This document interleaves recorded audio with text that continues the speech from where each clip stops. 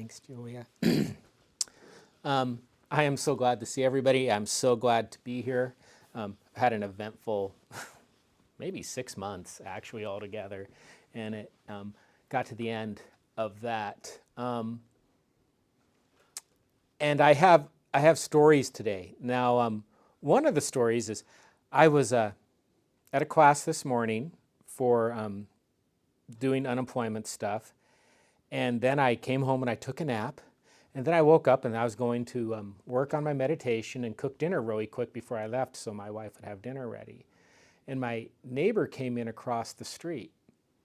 Now, today's been an unusual day of the last, few weeks, because I noticed the last month, month and a half, I've rarely been above, like, on a scale of 1 to 10, where 1 is hardly at all and 10 is a lot. I've hardly been above a 3 at any given instance on being annoyed, irritated, or angry. But this morning, after I meditated, I decided to listen to the news. And I do listen to the news and it doesn't happen, but I was getting very, very agitated, like really agitated. And then a few other things were happening. I was getting really agitated. And I've learned in practice, I can ask myself why, and I may even come up with a reason. And I did ask myself why today, and there didn't seem to be a reason. It just seemed like I was more agitated today. Hello. And I just marked it up. What I remind myself is I can't be peaceful and joyful all the time. I will get to work with difficult emotions, and that's an important part of my practice. So I do remind myself that. He goes, why am I not peaceful? And he goes, well, you never did ask yourself why you were so in such a peaceful and not irritable state for a month. I mean, I was grateful for it, but I never go, why am I in such a peace? I never did. But if the minute something's bad, I want to know why. What's wrong? And nothing. It was just me being John. John can be irritable and annoyed. And so I lived with it, and I did well. I woke up from my nap, and a neighbor came in, and she had one of these little, you get them in the mail, these little postcard things. Me working with her turned into my meditation prep. That's called multitasking. It was for a lawsuit against Verizon, and she wanted to claim her money. And the deadline for filing was midnight, April 15th. And I'm like, oh, they made it tax day. How sweet. And so I was working with her, and every time it wouldn't go through. So then I phoned their helpline, and of course, there's no way to talk to a human being. There's none. I mean, literally everything is pre-recorded answers. So I felt myself going above a 3, maybe a 6 or 7. Why do they assume everyone has internet? Not everybody has internet. Why can't you talk to a real human being? Why did Irma wait? Irma's one of my favorite people on the planet Earth. She is. But I was thinking, why did Irma wait till the last possible minute to do this, right? All these things going through my head.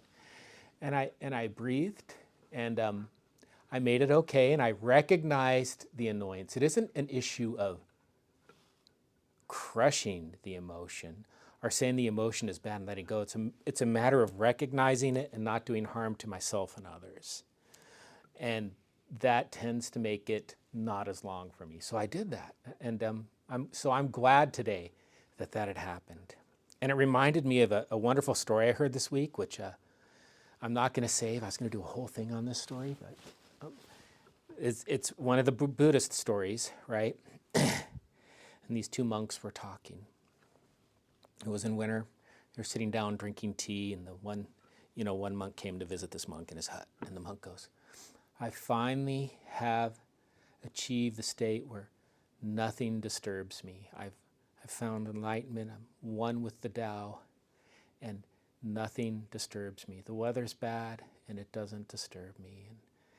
And people do crazy stuff out in the woods, and it doesn't disturb me. I just stay present in the moment. And the other monk goes, oh, that's amazing, right? So later that evening, the monk goes back to his hut.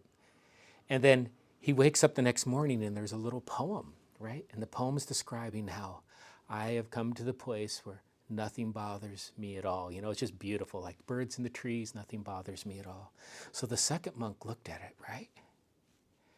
And he goes, okay. So he took a pen and he wrote on it, fart. And he went over the next night and he left it outside the monk's hut. Well, the next morning, there's hooting and hollering, and the other monk is running across the lake. Right? And you could see it cracking, and you see he's taking a real risk, like he could drown if he punches that ice much harder. And he gets across it, he goes, "Why did you write fart on my poem?" And he goes, "Oh, well, you told me you've learned to put up with all the crap of the world and stay just totally serene and one with the Tao. Yet someone lets a fart, and you come running across the lake and risk your life to let it know." I'm sorry, I like that story. and that's true of me, you know. I would have said, man, I'm really making progress, which I was, but still recognizing someone may write fart on my poem, and I still may have the tendency to run across the lake, or at least think about it. I'm going to run across the lake and give them a piece of my mind. And that's how I was today. So Irma left, and you know, I remember saying, "I'm sorry, I'm just annoyed because I can't get in touch with a human being and it's not going through on the computer. And it makes me feel like I'm not being successful when I can't do that." Right? So I said that. And so she left in peace, and she says, "I'll talk with you tomorrow." I goes, "Yeah, I'll talk with you tomorrow and look forward to talking to you tomorrow." And then phone my wife and say why, you know, I said I'd get dinner ready tonight. I said I wasn't able to, and she said, "That's okay." You know, just letting her know. And then I came here. And I think it was kind of beautiful for me how well that story fit together with what happened just before I came here, before I meditated. So I'm going to do a What time is it? I might have used a lot of time. Okay. Oh, beautiful. I'm going to do an equanimity meditation if everyone wants to be ready. Find a comfortable but alert position in which to sit.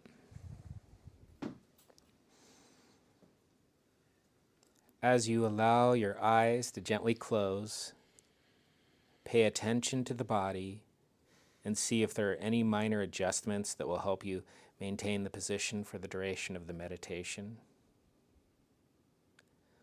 Rest your hands comfortably on your legs, on the floor if you're lying down, or on your lap, wherever is comfortable.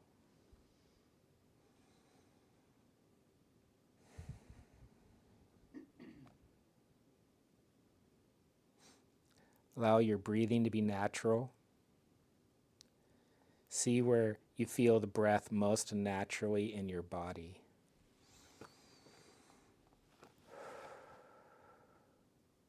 Maybe in your stomach or abdomen. You can feel the rising and falling. It may be in your chest. You notice the expansion and contraction as your body inhales and exhales. Maybe it's in the nostrils, where you feel cool air or a slight tickle as the air comes in, and a subtle warmth as you exhale.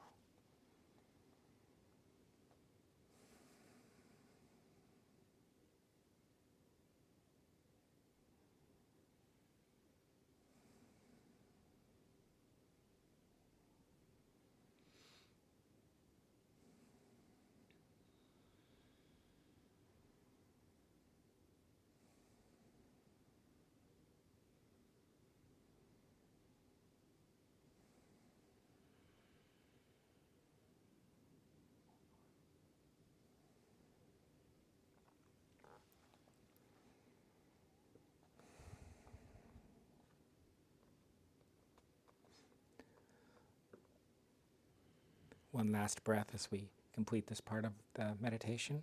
Same breathing in. I bring a gentle awareness to my breath. Breathing out. May I be aware of the breath leaving my body.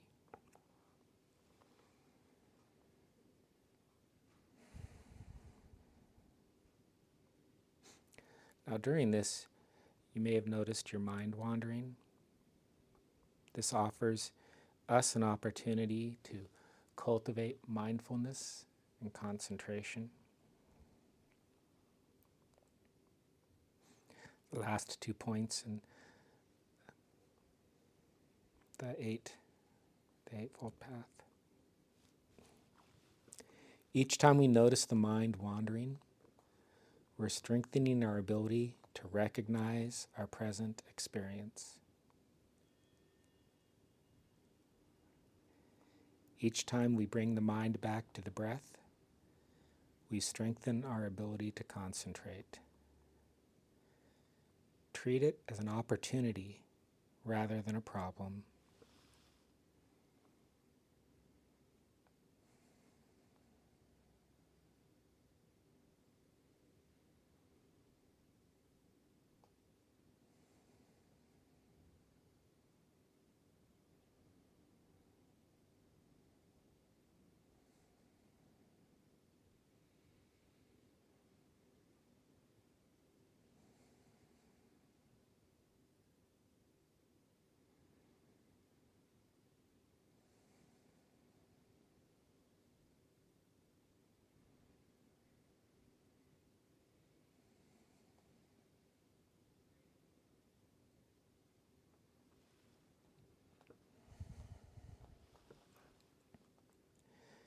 In equanimity practice, we're cultivating a mind and heart that stays balanced and at ease with all that's around it.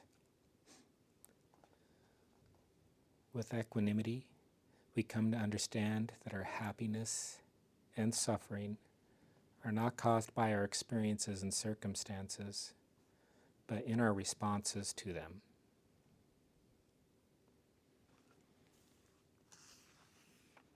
May we begin our equanimity practice by repeating the following phrases.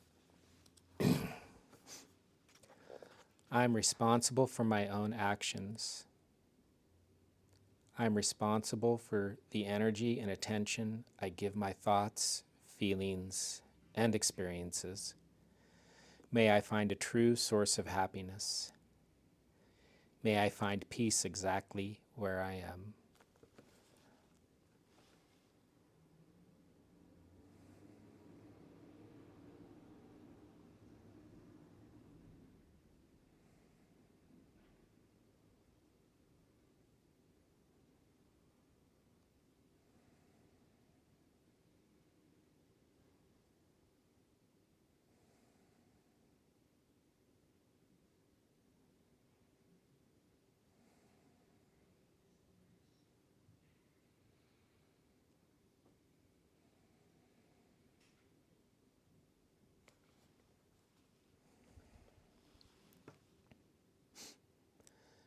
Now bring to mind someone who has benefited you or been especially kind to you. This may be a loved one, a friend, a teacher, or a mentor. As this person comes to mind, tune into your natural desire to see this person happy, free from suffering, and at ease with life. The practice is to recognize that although we may offer this person compassion, we are not in control of their happiness. Equanimity helps us to let go of the outcome and the focus on our own practice. Repeat silently to yourself the following phrase. Regardless of my wishes for you, your happiness is not in my hands. All beings are responsible for the suffering or happiness created by their own actions. May you find a true source of happiness. May you find peace exactly where you are.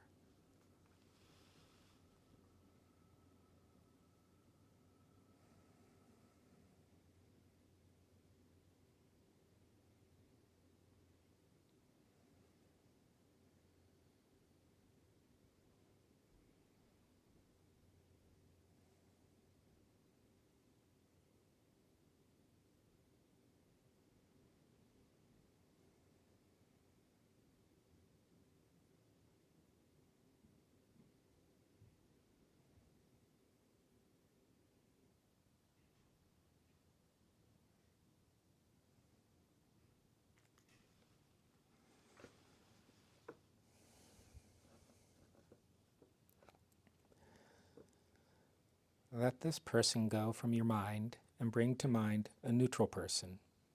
This is someone you see maybe regularly, but don't know very well.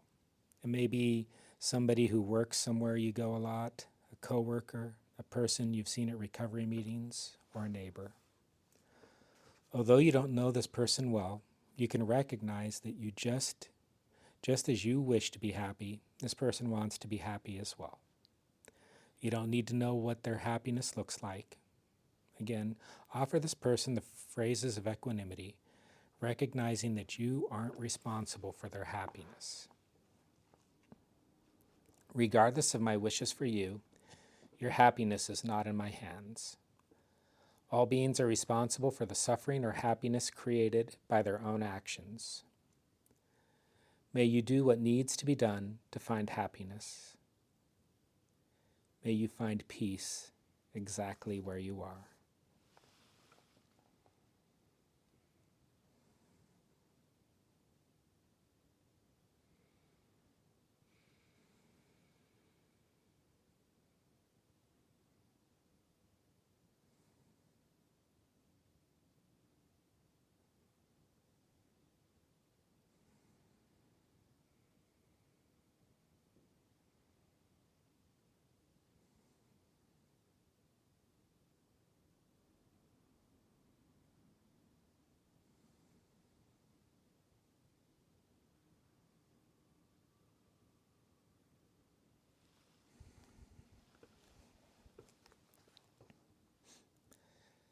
Now, letting this neutral person go, think of somebody you find difficult or toward whom you feel resentment, hurt, or jealousy. You may not want to pick the most difficult person in your life. Instead, choose someone who is currently agitating or annoying you. Again, offer these phrases of equanimity with the intention of recognizing that they are responsible for their happiness and ease. Regardless of my wishes for you, your happiness is not in my hands. All beings are responsible for the suffering or happiness created by their own actions. May you find a true source of happiness. May you find peace exactly where you are.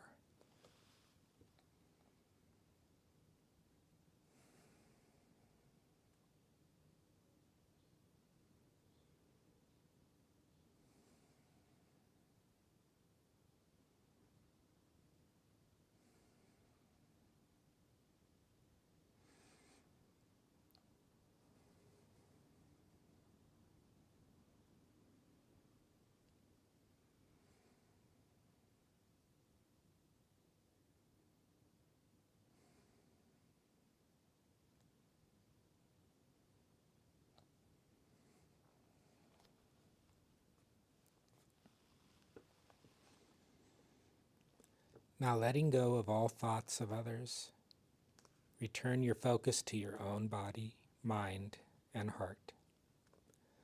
Notice any discomfort, tension, or difficulty you may be feeling. Notice if you are experiencing any lightness, warmth, relaxation, or joy. Notice if you feel any increase in your ability to care without controlling, to accept that each of us is responsible for the consequences of our actions. Then, whenever you are ready, allow your eyes to open and gently return your attention to the space around you.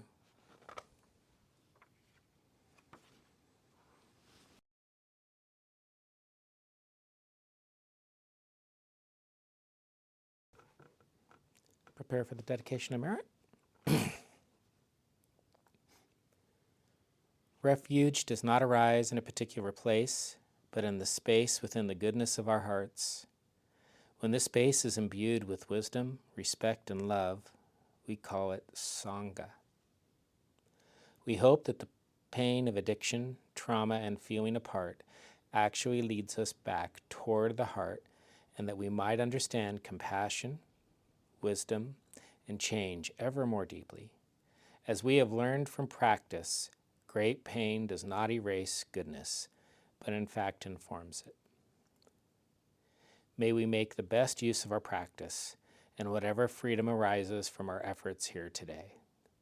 May this be a cause and condition for less suffering and more safety in our world. Namaste.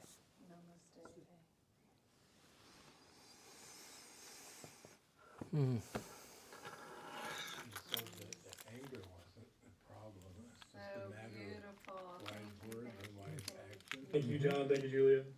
Yeah. Hi, everybody. I have to The neat run, thing so I'm about going to that end the is if you meeting take and the say time goodnight to to make everybody. sure you use Bye. wise Mhm. words Kyo, and you're wise a action. freaking rock That star.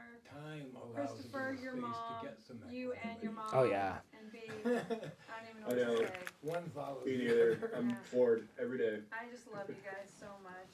Hey, bye. I Amazing. love you too. Bye-bye. I was thinking that while you were sharing. Bye, I- Stacy. Adrian. Thank you. Bye, everybody. See you, Stacy. There is a time to run Yeah, across the Sean. lake. You're right. There is a time. Before And you then it's a leave, matter of can being I ask you one really with quick? equanimity. You can be angry with Yes. equanimity. It's Oh, it's I because- think I do Oh, believe I that. always heard that You this know. guy went to- It's hard for me. I'm not you're My mode trying. of anger I'm is not Yeah. a lot like my mom's, Yeah. which is explosive. Yeah. What? I can be the calmest person, but if No. you like me, if you set me off, Nope. I'm ready to fight. Yeah. Or if you attack someone I'm close to. No, you are not. I would let you It's know just- if it's I was that going to have to remove you It's from the hard, meeting, and Sean. That's the thing, that's why I say, Hey, you let me know. do wise action. Yeah, wise I would let you speech. know. That requires a little Hey, time. everything's Because good. your Yep, reaction to be angry, everything my is just reaction to be fine, angry my is like friend. instantaneous. Beautiful. Hey, see? Oh my gosh, I worry so much.